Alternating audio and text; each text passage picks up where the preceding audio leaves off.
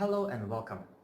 Today's topic is about the archer's paradox for a thumb draw archer, and that will lead to the topic of Khatra.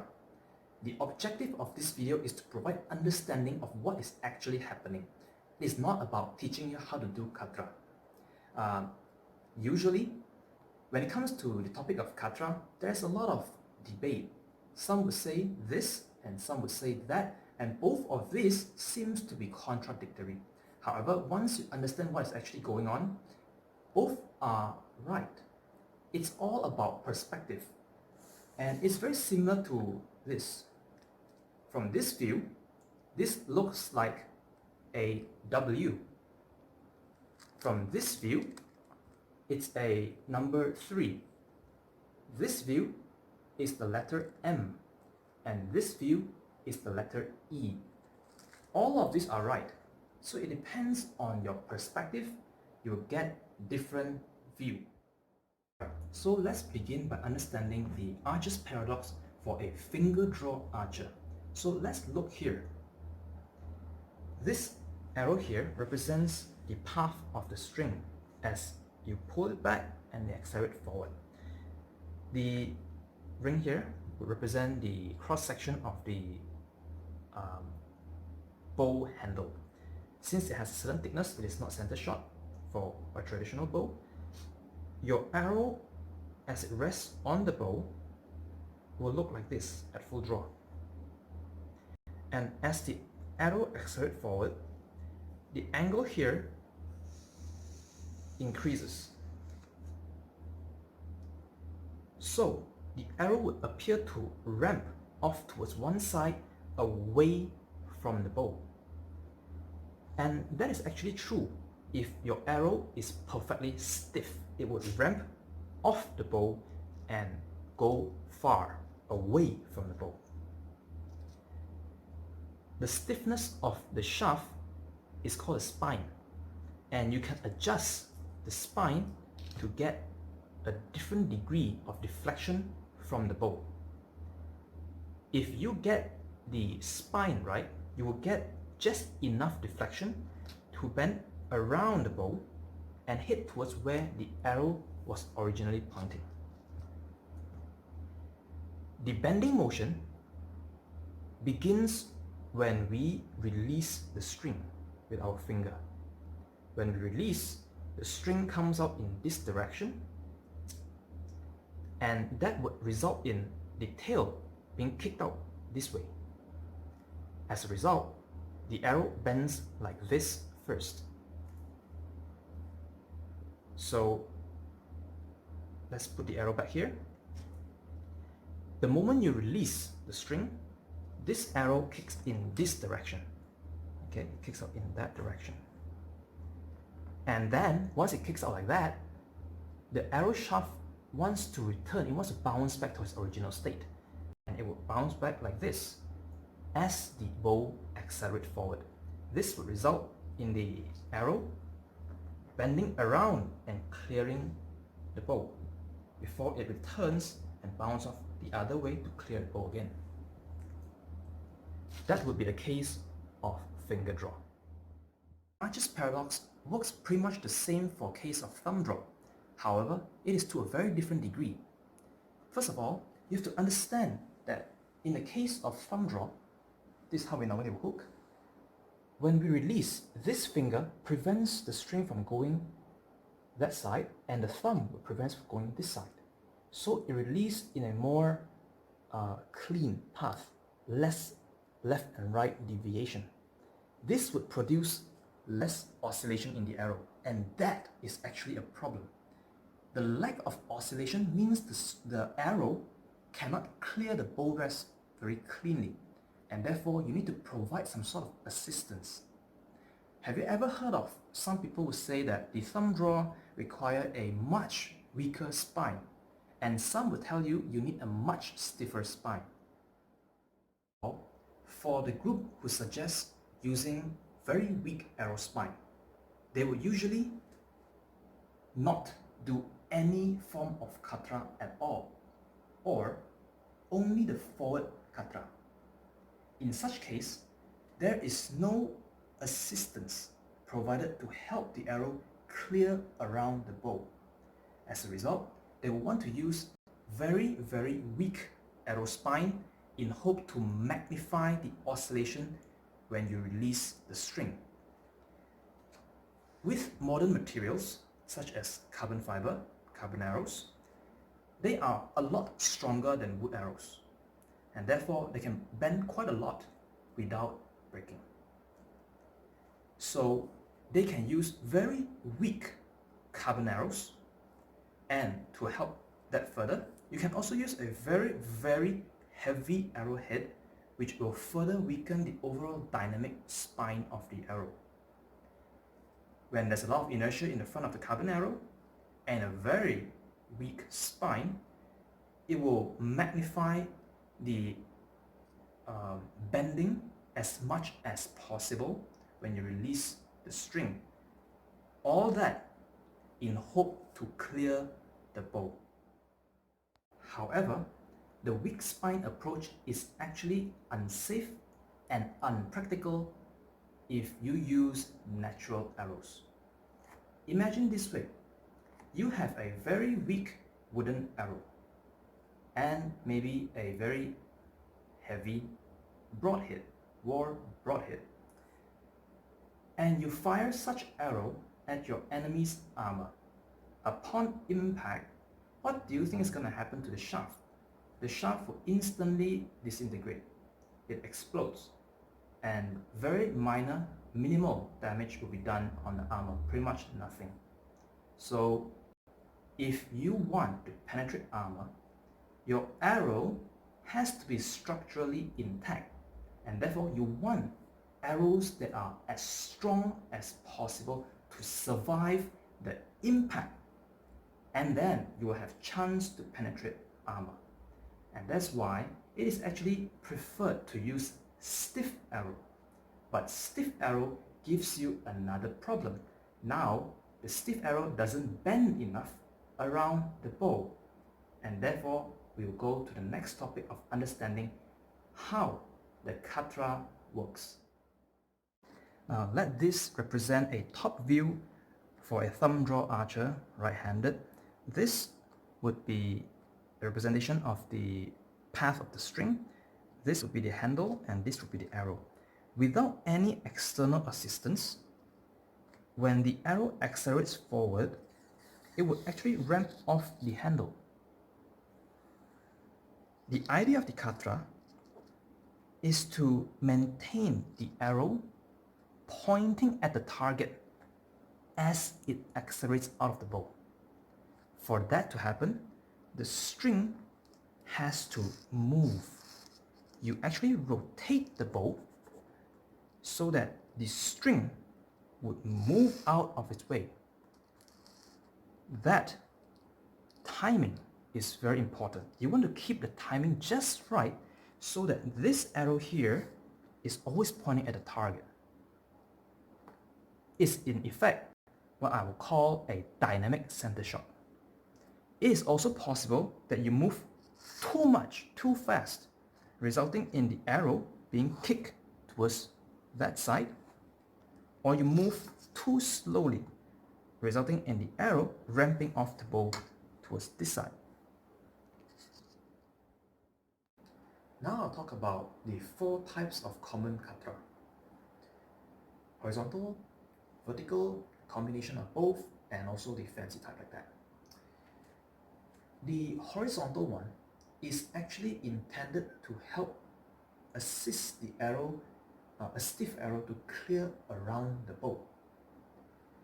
The vertical one is actually the horizontal flip 90 degrees. So if you flip by 90 degrees, the hand where you rest the arrow actually is an obstacle for the arrow, similar to that of the handle. So one way is to get the knock height right, but the other way is that if you do not have a perfect knock height, a vertical Khatra would actually help clear your hand. But usually we have a combination situation. you may have a stiff arrow and an imperfect knock height. So you may want to do a combination of both, but to a certain degree. For example, you might only need a little bit of sideways or a little bit of vertical. So it will look like that, but the execution may differ depending on the individual, depending on which one you need more. Now, the fancy type is actually an extension of the combination.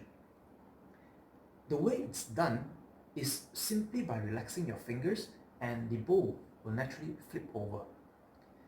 The difference between the third type, the combination like that, and the fancy one is actually how you execute it, the process when it happens. Doing the combination is actually powering through the entire shot. So you hold it in a way that promotes the movement, but it feels, as a user, as the archer, you feel that you're powering through the shot. Whereas the fancy one, you only initiate. You initiate the movement and then you don't do anything. You just relax your finger and let the momentum of the bow carry it forward and it will flip like that. The fancy type of Khatra may actually be the easiest way to get a very, very clean shot, because you only initiate and then let the bow, let its momentum do the rest of the job. So it's very consistent to get very clean shot.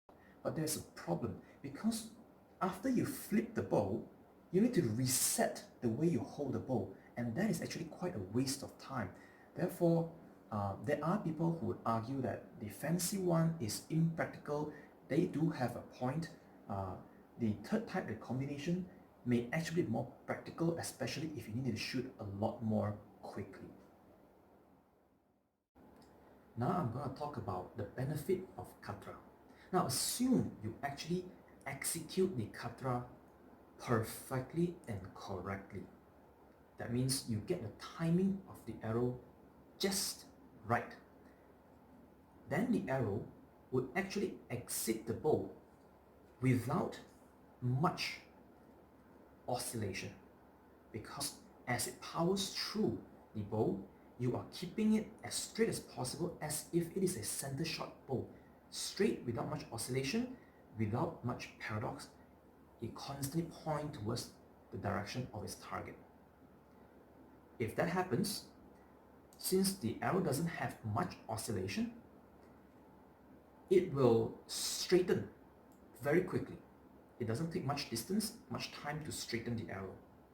And that is actually very beneficial if you intend to pierce armor, because an arrow that is oscillating or wobbling or fishtailing, when they hit a target, they are more likely to bounce off or break the shaft, and you do not want that to happen. A very straight arrow without all the oscillation, fishtailing and so on, it will put its entire momentum into one point, and that would increase the chance of penetrating armor. The second advantage of getting the Khatra right is gain in speed, but it is not a significant amount. It is actually very, very minor.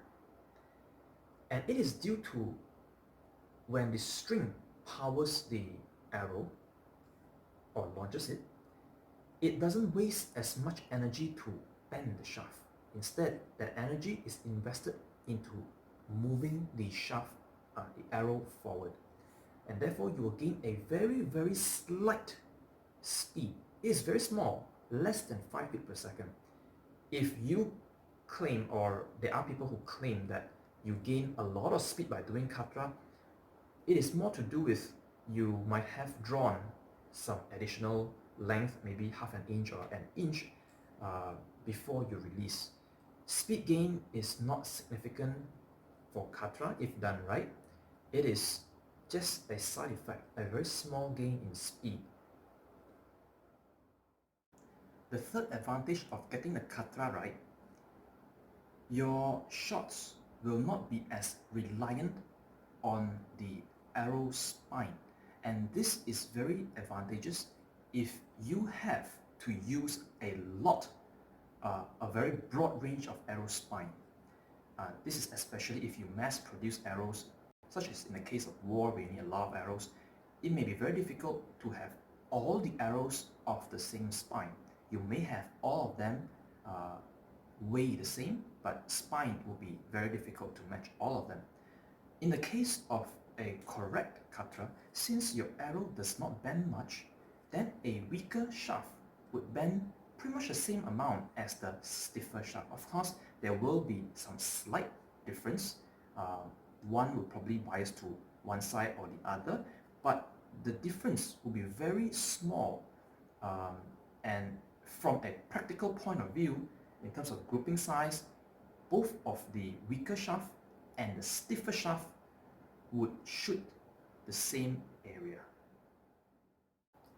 The fourth advantage, since your arrow is pointing at the target throughout the entire shot, then your arrow will travel to its target that you point. Therefore, in the case of a properly executed Khatra, you can aim down the shaft like this, and it will go towards where it's pointed. Even if your shaft is very stiff, it will be fine. It will hit where it's pointed. Or a weaker shaft, it will also be fine. It will hit where it's pointed. Doing the Khatra right seems to be good in theory, but in reality, humans tend to make mistakes. And even if you're an expert and you do Khatra all day long, every day for the entire life, you may still make minor mistakes once in a while. And for a target archer point of view, you do not want unreliable method. You want technique that will guarantee you the maximum score every time. So a target archer may not like the Khatra approach. They will probably prefer the weak spine approach. So let me give you some tips in terms of the weak spine approach. So if you have a very weak spine, that way it will bend very easily. You use a very heavy head, that way when the shaft bends, the head still maintains pointing in the same direction. Then you actually want an imperfect release. You want a dirty release. You do not want a very clean release. What happens if you have a very, very clean release, there won't be enough oscillation, and even if you have a very weak spine, it cannot amplify that movement. So a very clean release will still fail if you use a very weak spine. You want to introduce the oscillation similar to the finger draw paradox. You want to introduce that oscillation into the shooting. One way you can do that is to twist when you hook the string. Twist a little harder. So you twist it hard, okay? You twist it hard, and that way it would actually cause the shaft to slightly bend while you were aiming. When you release while twisting, what happens is it would react exactly like how the finger draw work, the finger draw paradox. Since this is already bent like that, I'm exaggerating. It is just a little bit actually. I'm just exaggerating. So it begins like that. When it accelerates forward, a very weak spine would now amplify the movement. Okay, it will now bend probably and hopefully enough to clear around the bow.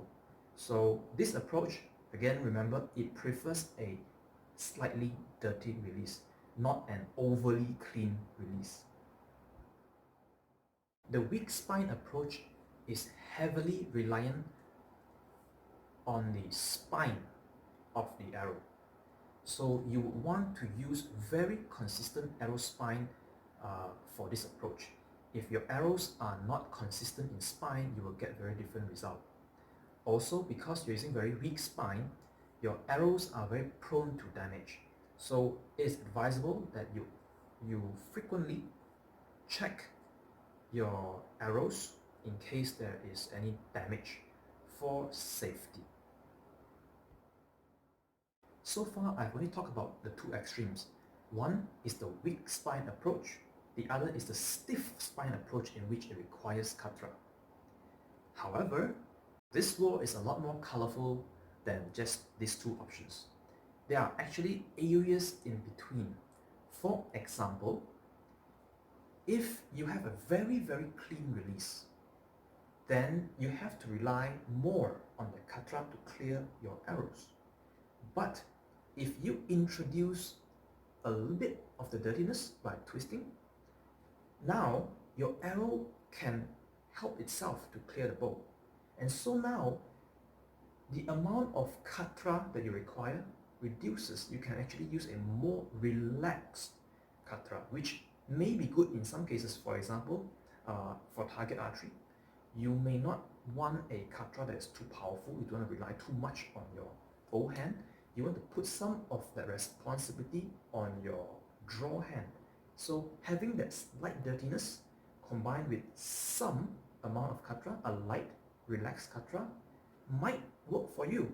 So in between the two extremes, there are areas in between in which you can try to balance it out and see what works better for you. Now I'm going to add a little bit more of complexity to the entire equation. This one here is a parallel shaft. It means the diameter is the same throughout the shaft. And for such a shaft, everything I said just now will be true. However, if you use a tapered arrow, in which is thicker towards the head and thinner towards its tail, then the bending profile is not exactly like this, but more of like a J shape, where it's bending more towards the tail, bending less towards the head. Such arrow will be more forgiving because as it exits the bow, it actually clears the tail as it moves along. So such case, you may not need as much Khatra. Also, another example would be the barrel arrow. In the case of a barrel arrow, because its shape has a smaller profile here in the front, and then a thicker center portion and a thinner tail, the initial part where it gets bigger might push against the bow and initiates a paradox. It initiates the oscillation. And in such case, it may be made in certain way to help itself to clear out of the bow. If you do it right, you may not even need Khatra, or maybe just a forward Khatra. So the shape of your arrow can influence whether you need or do not need Khatra. Now I'm going to explain about the fifth type of Khatra. You may have actually seen it, but you just never gave it a thought that it would be working differently than the rest of the Khatra. So what exactly is it? This Khatra generally is used on very large bows. Let me show you, for example, my bow here, which is pretty large. So if you were to do a sideway Khatra, because now there is a lot of mass on the limb, you have to do a very powerful torque to move the heavy limb. Plus, this is a long way to travel up to the tip and down back to the string to move the arrow. So there's a delay there. And to power the arrow around the bow, you need to torque very hard, which you will see in the case of the Japanese archery, the kyudo. They will spin the bow really hard. So there's actually another way to do this, and this is apparent in the case of Manchu archery. You see, in the case of Manchu archery, they have a very aggressive forward pointing sear. If you do a very powerful torque, you will twist the bow or even unstring the bow. It is not advisable to do such a powerful torque on a Manchu bow. So how do you get around that? You need that Khatra, but you cannot do it right? There is another way. You see, usually, most of the Khatra, they rely on this hand to do the movement and to have a clean release on the draw hand. But in the case of Manchu archery, what you actually do, when they draw all the way to the back like this arm here is locked. The only movement is sideways, like that. Okay, moves sideways upon release. Even though the ring itself provides a very clean release, but as the string exits from the ring or the hook, it moves out, and this outward movement, it breaks the inertia of the arrow, the string, and the very heavy shears. So it breaks the inertia and it starts the movement. It starts the Khatra movement. So the arrow now is moving the way that the Khatra normally does, except that you have not done anything to the bow hand. Instead, you use your draw hand to do the Khatra. Now, the bow hand only has to keep the string aligned to the arrow. So you only do a very relaxed, small amount of Khatra, or maybe not even observable, because this hand will do most of the work. I hope this video teaches you a lot of things about the Archer's paradox and how it works for a thumb draw as well as Khatra. I know this video is really long, so I thank you for watching it.